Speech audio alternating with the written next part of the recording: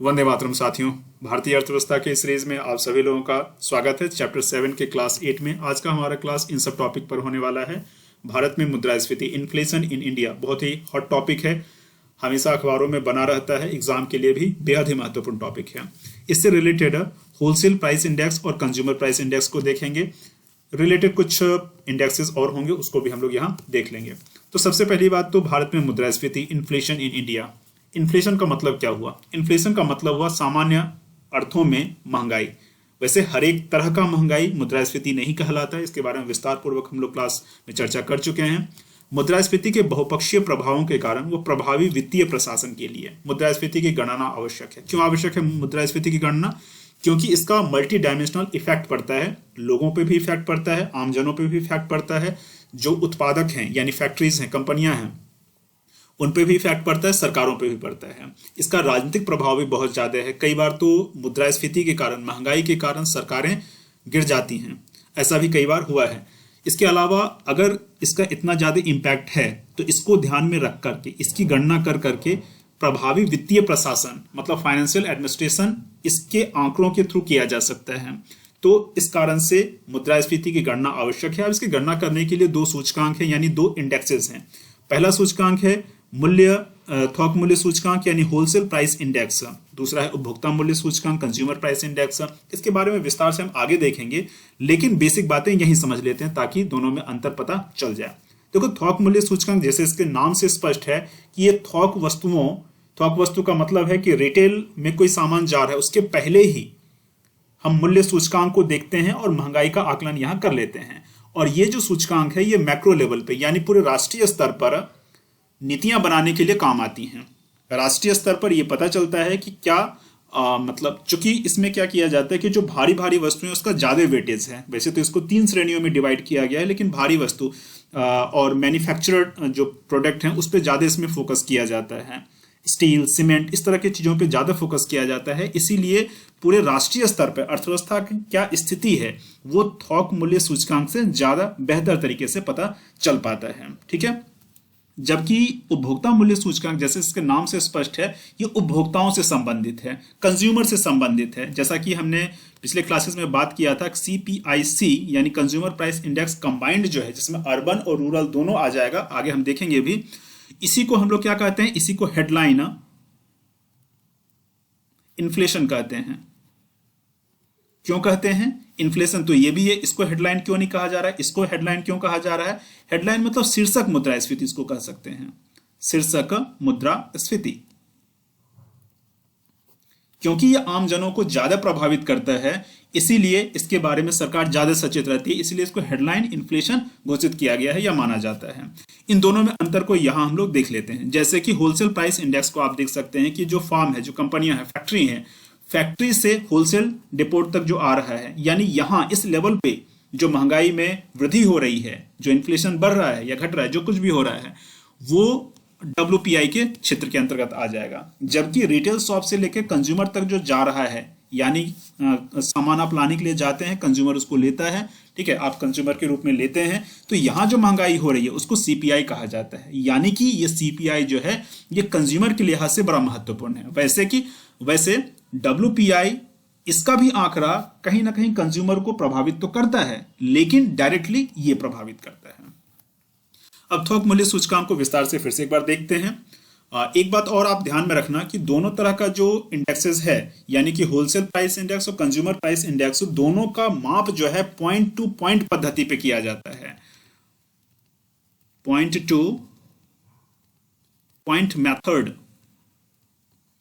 के आधार पे किया जाता है। इसका मतलब है कि जिस साल किसी साल के किसी मंथ का निकालना है, जनवरी 2021 का निकालना है, तो जनवरी 2020 का हम देखेंगे, तो इसको पॉइंट टू पॉइंट कहते हैं। ठीक है, इस बात को ध्यान में रखेंगे। फिर दूसरी बात यह है कि दोनों को मापने के लिए आधार वर्ष यानी कि बेस ईयर हुआ करता है। विस्तार से देखते हैं, पता चलेगा। देखो, जैसे इसका आधार वर्ष 2004-05 पहले था, अभी इसका आधार वर्ष 2011-12 कर दिया गया है। तो उसी तरह से कंज्यूमर प्राइस इंडेक्स का भी आधार वर्ष होगा, ध्यान में रखना होगा आपको। तो देखो, इसका आधार वर्ष 2011-12 की सूचकांक की श्रृंखला की घोषणा सरकार ने 2017 में की थी, इसके पहले 2004-05 था। सकल घरेलू उत्पाद यानी जीडीपी तथा औद्योगिक उत्पाद सूचकांक का भी आधार वर्ष सेम ही है। चलो अच्छी बात है, हम तीनों को एक साथ याद रख लेंगे कि तीनों का जो आधार वर्ष है यानी बेस ईयर है वो 2011-12 है। आधार वर्ष का उपयोग क्या होता है, उसके आधार पर हम देखते हैं कि प्राइस में जो है बढ़ोतरी हुई है या फिर कमी हुई है। थोक मूल्य सूचकांक के जो कुछ प्रमुख बिंदु इससे रिलेटेड है उसको देख लेते हैं। पहला बात है कि सूचकांक में मदों यानी आइटम्स की संख्या अभी 697 है। अभी इसकी संख्या क्या है, 697 है। इसको 3 समूह में रखा गया यानी कि प्राथमिक वस्तु, ईंधन, फ्यूल पावर और विनिर्मित उत्पाद, मैन्युफैक्चर्ड प्रोडक्ट। इसमें आपको ये ध्यान में रखना है, पहली बात तो 3 कैटेगरी है, ये एक ध्यान में रखना है, याद कर लेना है, दिमाग में सेट कर लेना है। दूसरी बात आप ये देखोगे कि जो विनिर्मित उत्पाद हैं उसका वेटेज यानी भार थोक मूल्य सूचकांक में ज्यादा है बनिस्पत प्राथमिक वस्तुओं और ईंधन के, यानी कि प्राथमिक वस्तुओं ईंधन की तुलना में विनिर्मित उत्पाद यानी मैन्युफैक्चर्ड प्रोडक्ट का जो वेटेज है वो थोक मूल्य सूचकांक में ज्यादा है। देख लेते हैं जरा, जैसे ये विनिर्मित उत्पाद हैं तो इसमें वेटेज यहाँ जो जिस किताब से हम लोग पढ़ रहे हैं उसमें कई जगह जो है गलतियां हैं। ये बात मैंने पहले भी आपको बताया था, तो जैसे भारत लिख दिया, अब लोग कंफ्यूज हो जाएंगे, बच्चे तो कंफ्यूज होंगे ये भारत का मतलब क्या है, भार यानी वेट। तो देखो 2004-5 के हिसाब से 2011-12, तो ये रिसेंट वाला है हमारा आधार वर्ष, इसलिए इसी को देखेंगे।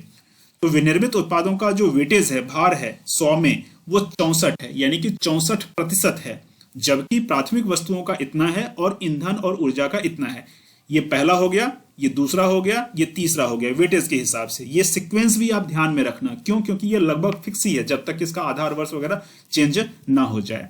वस्तुओं की संख्या के हिसाब से भी देखा जाए तो टोटल वस्तुओं की संख्या तो इतना है जो पीछे मैंने बताया, लेकिन सबसे ज्यादा विनिर्मित उत्पाद आपको दिखेंगे, उसके बाद फिर ये दिखेगा, दूसरा, ये तीसरा, ये पहला। इसको भी आप ध्यान में रखें कि वस्तुओं की संख्या क्या है। ये फिर प्रचलित मूल्यों को दिखाया है, बहुत उतना महत्वपूर्ण नहीं है, लेकिन एग्जाम के दृष्टिकोण से ये और ये आपको ध्यान में रखना होगा कि होलसेल प्राइस इंडेक्स के अंतर्गत सबसे ज्यादा भार किस श्रेणी का है, सबसे ज्यादा वस्तुओं की संख्या किस श्रेणी की है। वस्तुओं के मूल्यों की गणना में अप्रत्यक्ष करों यानी इनडायरेक्ट टैक्सेस को शामिल नहीं किया जाता। अगेन बहुत ही महत्वपूर्ण पॉइंट है, याद रखेंगे।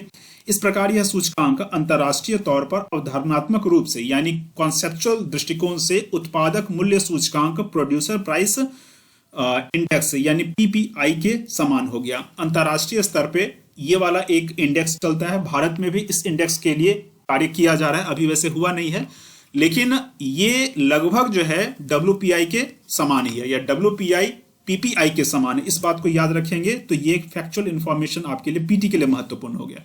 ये पूछे कि WPI जो है PPI के लगभग समान है या फिर कंज्यूमर प्राइस इंडेक्स PPI के समान है, ठीक है, तो आप बताओ कि ये PPI के समान है, ये वाला नहीं। इस तरह का सवाल भी कई बार पूछ लिया जाता है, यूपीएससी कॉन्सेप्चुअल चीजों को पूछती है, ठीक है। मदों के कुलों यानी कि जो टोटल है उसकी गणना करने के लिए हम लोग ज्योमेट्रिकल मीन यानी कि जीएम का उपयोग करते हैं। अंतरराष्ट्रीय स्तर पर जीएम का ही उपयोग किया जाता है। कंज्यूमर प्राइस इंडेक्स में भी हम लोग जीएम का ही उपयोग करते हैं। एएम अर्थमेटिक मीन और ज्योमेट्रिकल मीन के बारे में अंतर हम लोग ने एक बार देखा था, एक बार फिर से मैं, ये मैथमेटिकल कॉन्सेप्ट है लेकिन फिर भी बता देता हूं। जैसे मान लो कि 3 वस्तुएं हैं, पीछे हमने देखा कितनी सारी वस्तुएं थी, अब उतनी सारे वस्तुएं हैं, उन वस्तुओं का हमें ज्योमेट्रिकल मीन निकालना है, अर्थमेटिक मीन निकालना है। कैसे निकलेगा, जैसे मान लो कि फिलहाल हम लोग लेते हैं कि 3 वस्तुएं हैं ए, बी और सी, इसका आप लोगों को अर्थमेटिक मीन निकालना है। कैसे निकलेगा, तो तीनों को ऐड कर लेंगे और जितना है उससे डिवाइड कर लेंगे। ये जो निकलेगा माध्य, इसको जो है अर्थमेटिक मीन या फिर गुणात्मक, इसको गुणात्मक नहीं कहते, गुणात्मक तो इसको कहते हैं, इसका जो भी हिंदी में नाम है अर्थमेटिक मीन इसको कहते हैं, ठीक है। ज्योमेट्रिकल मीन अगर इसी 3 का निकालना है तो कैसे निकलेगा, इसके लिए a गुणे b गुणे c और इसका रूट निकालना पड़ेगा। तो 3 है तो 3 हो जाएगा। मान लो कि यहाँ 4 चीजें रहती a b c d, तो यहाँ चौथा पार्ट जो है गुणक में वो निकल पाता, ठीक है। तो इस तरह से इसको निकाला जाता है। अंतरराष्ट्रीय तौर पर भी जीएम यानी ज्योमेट्रिकल मीन का ही उपयोग किया जाता है कुल मदों की गणना के लिए। खाद्य पदार्थ प्राथमिक समूह में है, आपने देखा था खाद्य पदार्थ प्राथमिक समूह में है, यहाँ प्राथमिक समूह में। एवं खाद्य उत्पादों, उत्पाद भी होगा जो विनिर्मित उत्पाद हैं, तो बहुत सारे ऐसे खाद्य पदार्थ होंगे जो फैक्ट्रियों में बनते हैं। तो इन दोनों को मिला करके एक सम्मिलित एक थोक खाद्य मूल्य सूचकांक बनाया गया है, यानी होलसेल फूड प्राइस इंडेक्स बनाया गया है। WFPI की शुरुआत की गई है, याद रखेंगे, यानी कि होलसेल प्राइस इंडेक्स का ही एक पार्ट है। सेंट्रल स्टैट्स ऑर्गेनाइजेशन के द्वारा पहले से जारी किए जा रहे उपभोक्ता खाद्य मूल्य सूचकांक के साथ मिलकर के, मतलब इसको और इसको दोनों को मिला करके, ये दोनों मिलकर के क्या करेंगे, यह सूचकांक खाद्य पदार्थों के मूल्यों की निगरानी यानी मॉनिटरिंग करेगा। ठीक है, इसको आप ध्यान में रखेंगे, दोनों टर्म्स को ध्यान में रखना है आपको, और इसका उपयोग क्या होगा इसको भी आप लोगों को ध्यान में रखना है। अर्थव्यवस्था की बदलती संरचना को ध्यान में रखते हुए, अर्थव्यवस्था की संरचना बदल रही है, मानते हैं इस बात को, लोगों का जो फूड हैबिट है वो भी बदल रहा है। इसको ध्यान में रखकर इस सूचकांक की समीक्षा के लिए उच्च स्तरीय तकनीकी समीक्षा समिति यानी टेक्निकल रिव्यू कमेटी की स्थापना की गई। इसकी अध्यक्षता औद्योगिक नीति एवं प्रोत्साहन विभाग के सचिव के द्वारा की जाएगी। अच्छी बात है, अगर आपको ये पूछ लिया जाए कि होलसेल प्राइस इंडेक्स या फिर कोई भी प्राइस इंडेक्स है उसमें क्या क्या नया अपडेट किया जा रहा है, क्या क्या नया परिवर्तन किया जा रहा है, या ये पूछा जाए सीधे सीधे कि अर्थव्यवस्था की बदलती संरचना को ध्यान में रखते हुए जो मूल्य सूचकांक है, मुद्रास्फीति सूचकांक है, उसमें क्या बदलाव किया जा रहा है, तो इस तरह के कुछ बदलावों को आपको दिमाग में रखना होगा। ठीक है, आपको कई बार लग सकता है कि उतना इंपॉर्टेंट नहीं है, लेकिन कहां से सवाल पूछ लिया जाए, कौन सा फैक्ट इंपॉर्टेंट हो जाएगा, ये आपको पता नहीं है। ठीक है, और जो भी यहाँ मटेरियल आपको मैं प्रोवाइड कर रहा हूँ वो बहुत ही ऑथेंटिक है, बहुत ज़्यादा मैं रिसर्च करता हूँ तभी आपके सामने वो रखता हूँ। जिस किताब से हम लोग जिस किताब को बेस बनाए हुए हैं उसमें भी बहुत ऑथेंटिक मैटर है, सभी सरकारी मैटर ही उसमें रहता है ऑलमोस्ट।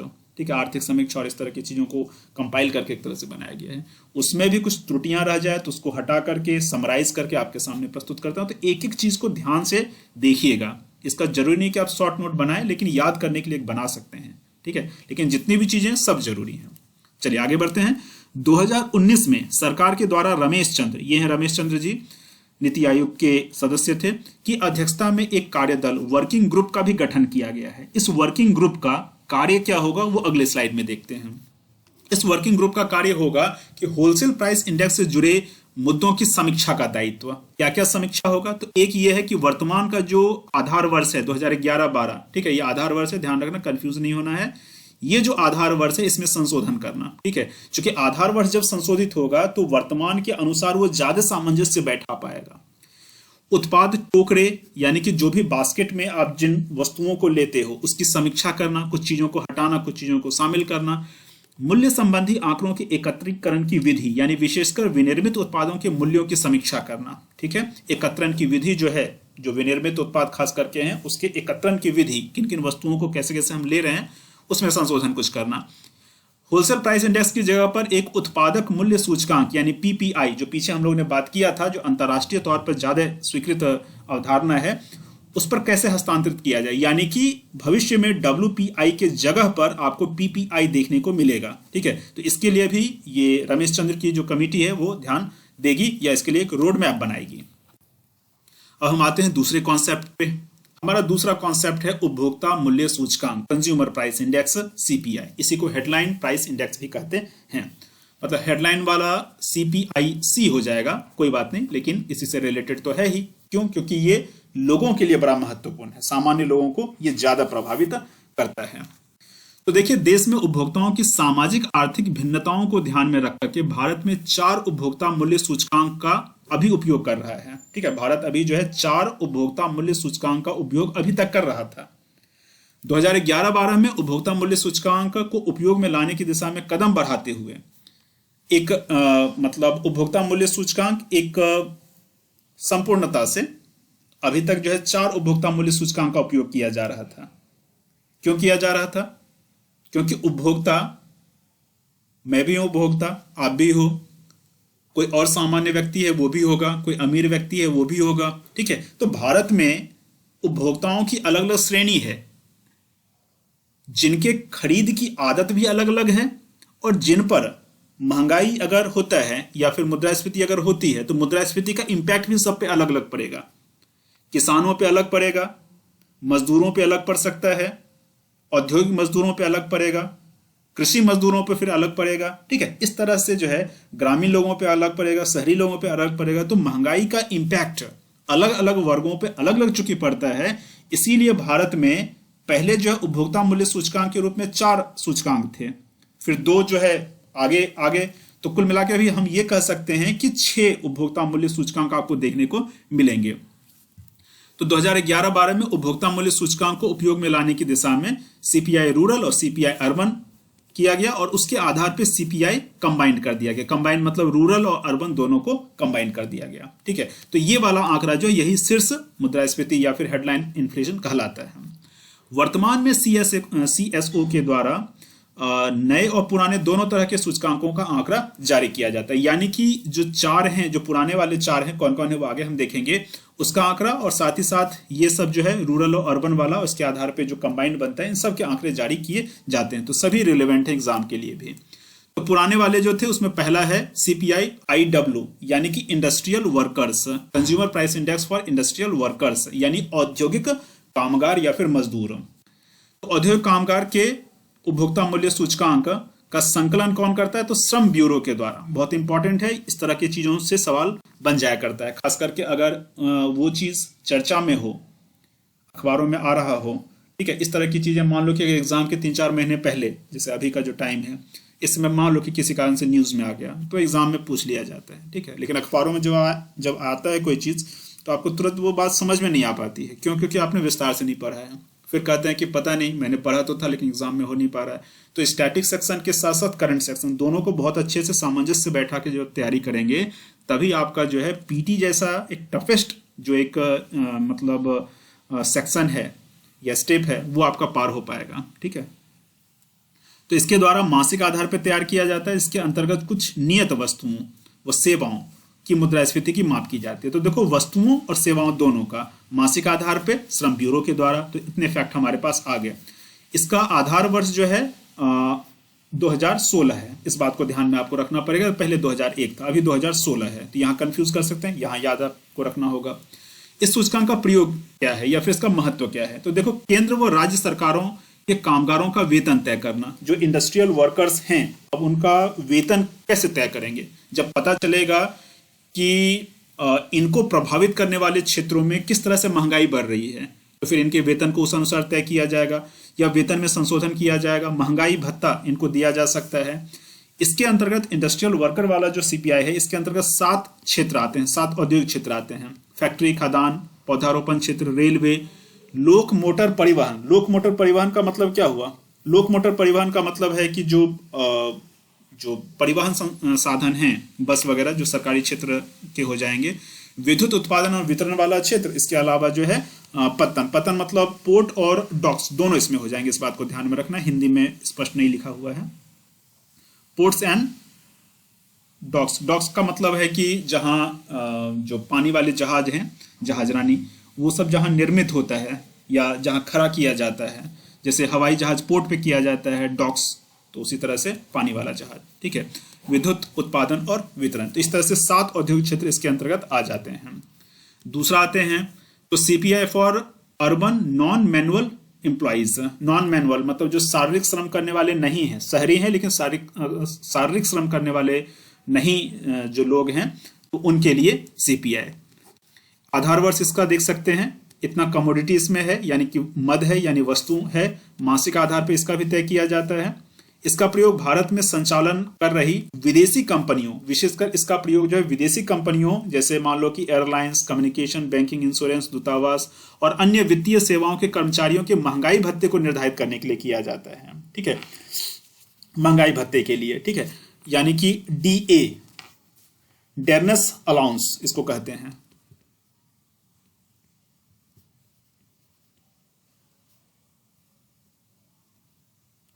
इसका मतलब क्या होता है? वैसे तो ये अलग संदर्भ में है, लेकिन डीए का ऐसे सामान्य अर्थ अगर समझें तो जो भी सरकारी क्षेत्र हैं, चाहे वो स्टेट गवर्नमेंट के अंतर्गत हो या फिर सेंट्रल गवर्नमेंट के अंतर्गत हो, तो महंगाई को एडजस्ट करते हुए, ठीक है, यानी कॉस्ट ऑफ लिविंग को एडजस्ट करते हुए उनके वेतन के साथ ही साथ कुछ अलग से भत्ता दिया जाता है। ठीक है, कुछ एक्स्ट्रा मनी उनको दी जाती है। तो कई बार जो है सो सालाना मिलता है और इस तरह की चीजें होती हैं, आपको ध्यान में रखना है ताकि वो यहाँ एक न्यूज भी देख सकते हैं 25 फरवरी 2023 का है कि वेस्ट बंगाल गवर्नमेंट ने 6% डीए अपने एम्प्लॉयज को देने का अनाउंसमेंट किया है। लेकिन फिर भी स्टाफ सब कह रहे हैं कि फिर भी हमारा जो डीए है वो सेंट्रल गवर्नमेंट के स्टाफ की तुलना में 32% कम है। खैर ये सब बात तो अलग है, लेकिन आपको डीए समझाने कि डीए का मतलब क्या होता है, महंगाई भत्ता। इसका प्रयोग आयकर अधिनियम के तहत कैपिटल गेन्स में, किसका प्रयोग? CPIUNME, अब भत्ते के बारे में नहीं, इसके बारे में। इसका प्रयोग आयकर अधिनियम के तहत कैपिटल गेन के निर्धारण में भी किया था। कैपिटल गेन निर्धारण का मतलब क्या हुआ? कैपिटल गेन का मतलब पूंजीगत लाभ, इसको हिंदी में कहेंगे पूंजीगत लाभ। पूंजीगत लाभ का मतलब क्या हुआ? जैसे मान लो कि आपने एक मकान खरीदा, 10 लाख में मकान खरीदा, ठीक है, 10 लाख में मकान खरीदा, उस मकान को आपने 12 लाख में बेच दिया, तो ये जो लाभ आपको प्राप्त हुआ ये पूंजी के कारण लाभ प्राप्त हुआ, इसलिए इसको पूंजीगत लाभ कहते हैं। आपने सुना होगा कि कैपिटल गेन टैक्स एक बार CGT बहुत ज्यादा चर्चा में था, ठीक है, तो ये पूंजीगत लाभ से संबंधित टैक्स, पूंजीगत लाभ, आप समझ गए। CSO भी इसका प्रयोग कुछ मामले में करता है। लेकिन कंज्यूमर प्राइस इंडेक्स अर्बन के प्रकाशन के बाद इस सूचकांक का जनवरी 2011 से प्रकाशन बंद कर दिया गया, लेकिन इसका इंपॉर्टेंस खत्म हो गया पूरी तरह से, ऐसा हम नहीं कर सकते हैं। अब आगे हम देखते हैं तीसरा, कंज्यूमर प्राइस इंडेक्स AL मतलब एग्रीकल्चरल लेबरर्स, तो खेतीहर मजदूरों से संबंधित ये है। इसका आधार वर्ष आप देख सकते हैं, और इसके बास्केट में इतने कमोडिटी या फिर मद हैं। हर माह 600 गांवों में इसके आंकड़े जुटाए जाते हैं और 3 हफ्तों की देरी इसमें टाइम लैग होता है, यानी कि आंकड़े जो जुटाए गए उसको जो प्रकाशित किया जाएगा उसके बीच में टाइम, या फिर जुटाने के बीच में जो समय लगा, ठीक है, ये ज्यादा महत्वपूर्ण नहीं है, लेकिन हर माह ये होता है, इसको आपको ध्यान में रखना होगा। इसका प्रयोग विभिन्न राज्यों में खेतीहर मजदूरों के लिए न्यूनतम मजदूरी के संशोधन के लिए किया जाता है। खेतीहर मजदूर का मतलब होता है कि वैसे मजदूर जिनके पास खुद का खेत तो नहीं है, दूसरे के खेत में काम करके अपनी आजीविका चलाते हैं, तो निश्चित तौर पे ये ज्यादा संवेदनशील वर्ग हुआ, इन पर महंगाई का बहुत ज्यादा असर होगा, ठीक है, तो इसलिए इस पर बहुत ज्यादा फोकस किया जाता है, ध्यान दिया जाता है। इसका आधार वर्ष आप देख सकते हैं कि 86-87 है ना, तो ये कहा जा रहा है कि इसमें जो है क्या किया जाए, इसको चेंज किया जाए, क्योंकि जितना अभी के आसपास का होगा आधार वर्ष, अभी से जितना कम पीछे जाएंगे तो उतना ज्यादा वो प्रैक्टिकल हो पाएगा, ठीक है, उसी अनुसार फिर क्या होगा कि उनका जो मजदूरी का दर है वो तय किया जाएगा। यह सूचकांक समाज के सबसे संवेदनशील वर्ग पर मूल्यों के प्रभाव को दर्शाता है। यह वर्ग कुल आमदनी का करीब 75% हिस्सा खाने की वस्तुओं की खरीद पर ही खर्च करता है। इसका मतलब है कि इस तरह का जो सूचकांक है वो निश्चित तौर पे बहुत ही महत्वपूर्ण आंकड़ा प्रोवाइड करवाता है। अगला और लास्ट, रूरल लेबरर्स, यानी कि जो ग्रामीण मजदूर हैं उससे संबंधित आधार वर्ष इसका देख सकते हैं क्या है, इसके बास्केट में इतने कमोडिटी हैं। वैसे कमोडिटी की संख्या याद रखना जरूरी नहीं है, कुछ चीजों को इसलिए नोट्स में दे देता हूं ताकि उसकी अंडरस्टैंडिंग, समझ आपकी बन जाए, ठीक है, समझ के दृष्टिकोण से दिया जाता है। यहां भी हर माह तय किया जाता है, हर माह इसके आंकड़े जुटाए जाते हैं, 600 गांव से इसके आंकड़े जुटाए जाते हैं। यहां भी देरी कुछ इस तरह की होती है, ठीक है। भारत में खेतीहर व ग्रामीण मजदूर आपस में ओवरलैप कर जाते हैं। पीछे आपने खेतीहर मजदूरों के बारे में देखा था, अभी जो है ग्रामीण मजदूरों के बारे में देखा, क्योंकि कई बार क्या होता है कि जो खेतीहर मजदूर हैं वो खेतों में मजदूरी किए, उसके बाद उनके पास जो टाइम बचा, चूंकि पूरे साल तो उनको मजदूरी मिल नहीं पाती है, तो कुछ समय वो क्या करेंगे, वो ग्रामीण मजदूर के रूप में कार्य कर लेंगे, यानी कि खेतों से इतर जो मजदूरी का कार्य हो सकता है उसमें वो कार्य करेंगे। तो इस तरह से एक ही व्यक्ति खेतीहर मजदूर और ग्रामीण मजदूर दोनों हो सकता है। आंकड़े भी इससे क्या होंगे, ओवरलैप हो जाएंगे, ठीक है। तो इस कारण से 2001-2 में इसको सरकार ने इस सूचकांक को वापस ले लिया था, लेकिन फिर इसको पुनः इसको बहाल कर दिया गया है, इसलिए महत्वपूर्ण है ये। अब इसका रिवीजन देखते हैं, यानी कि कंज्यूमर प्राइस इंडेक्स का रिवीजन मतलब क्या है, 2011-12 में सरकार ने इसमें रिवीजन किया। पहले तो आपने देखा कि 4 तरह के सूचकांक थे, वो अलग अलग वर्गों पर प्रभाव दिखाते थे। अब हर एक वर्ग को सरकार ये सोच रही है कि खत्म करके, वैसे भी खत्म किया नहीं गया है, लेकिन भविष्य में वो 4 को खत्म करके सिर्फ जो है कंज्यूमर प्राइस इंडेक्स अर्बन और रूरल रह जाएगा और दोनों को मिला करके फिर जो है कंबाइंड हो जाएगा, ठीक है। लेकिन अभी तक के लिए ये किया गया है कि उन चारों का भी प्रकाशन किया जा रहा है, और साथ ही साथ जो कंज्यूमर प्राइस इंडेक्स जो कंबाइंड है, यानी रूरल और अर्बन दोनों मिला के है, इसका भी प्रकाशन किया जा रहा है। ये स्टार्ट कब हुआ था, 2011-12 में, ठीक है। तो ये दोनों हो गए और दोनों को मिला के कंबाइंड का कॉन्सेप्ट लाया गया। इसमें फिर से 2015 में संशोधन किया गया। 2011 में आया था, 15 में इसमें संशोधन किया गया। क्या क्या 15 में संशोधन हुआ है, ये रिसेंट संशोधन है, इसीलिए महत्वपूर्ण है। तो इसका आधार वर्ष जो पहले 2010 था, अब इसका आधार वर्ष 2012 कर दिया गया। महत्वपूर्ण है, याद रखना पड़ेगा।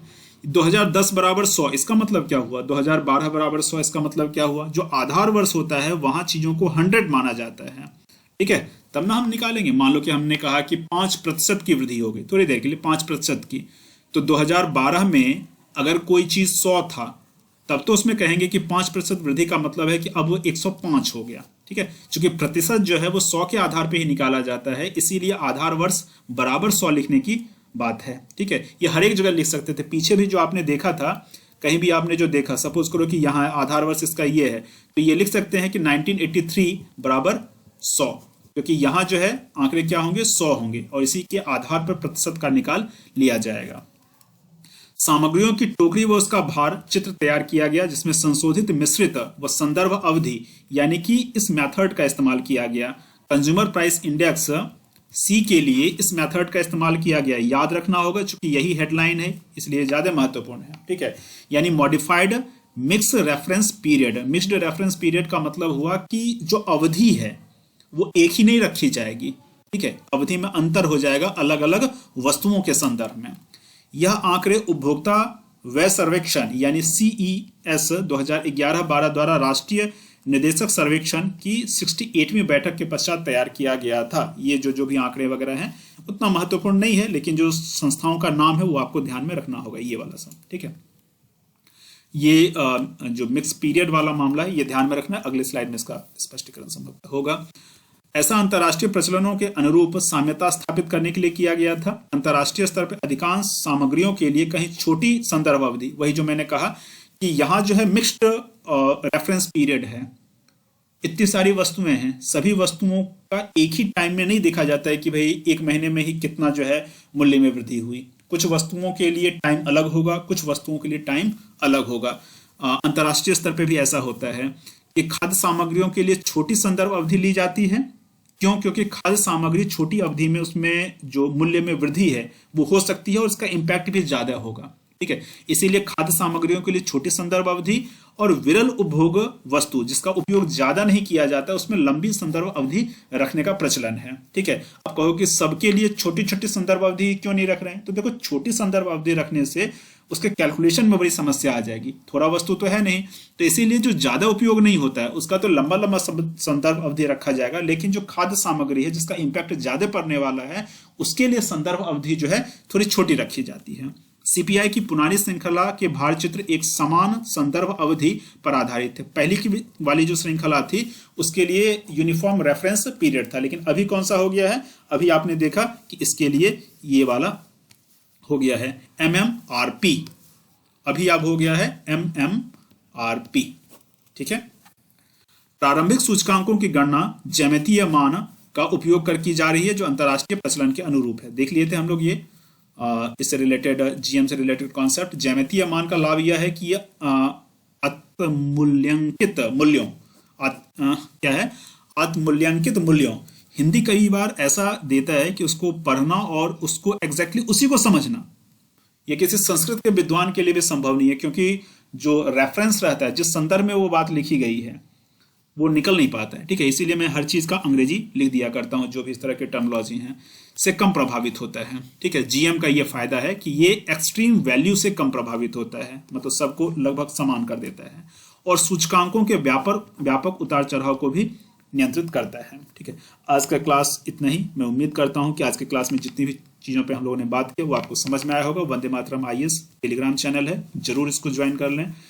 इकोनॉमिक क्लास के PDF और इसमें एक्स्ट्रा डाउट क्लियरिंग सेशन वगैरह के लिए या कोई भी डाउट है उसको कभी भी फोन करके व्हाट्सअप करके पूछने के लिए आप इकोनॉमिक क्लास सपोर्ट को जरूर ज्वाइन करें। ये पेड एक व्हाट्सअप ग्रुप है, 249 मात्र दे करके एक बार आपको देना है, इसमें आप जुड़ जाएंगे और जब तक ये क्लासेस चलेंगे और इस क्लास के बाद भी आपको जो भी अपडेटेड मैटर है वो मिल जाएगा। इस नंबर पे आपको अपने नाम डिटेल के साथ व्हाट्सअप करना है, इसमें जुड़ने के लिए रिक्वेस्ट भेज सकते हैं आप। मिलते हैं फिर अगली क्लास में। जय हिंद।